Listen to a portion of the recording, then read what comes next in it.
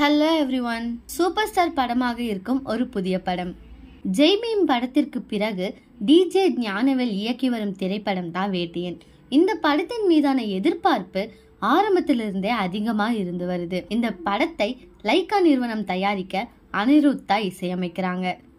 இந்த படத்தில் ரஜினியை தவிர அமிதாப் பச்சன், ஃபகத் ஃபாசில், ராணா தகுபதி மற்றும் பலர் நடிக்கிறாங்க. இந்த படத்தில் நடிகர் ரஜினி போலீஸ் அதிகாரியா நடிக்கிறாங்க.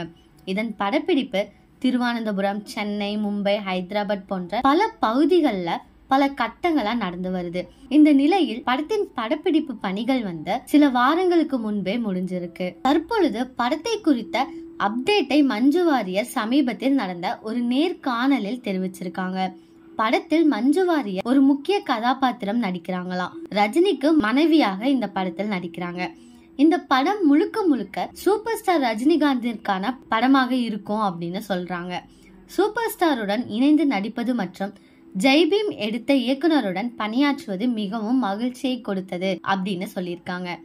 படம் வெளியாகும் தேதி குறித்த தகவல் எனக்கு தெரியாது. இன்னும் நான் நடித்த காட்சிகளுக்கு டப்பிங் பணிகளை மேற்கொள்ளவில்லை அப்படின்னு கூறியிருக்காங்க. ஜெய்பீம் தரத்துல சூப்பர் ஸ்டார் படமாக இருக்கும் மஞ்சு வாரியர் கொடுத்த வேட்டையன் படத்தோட அப்டேட்.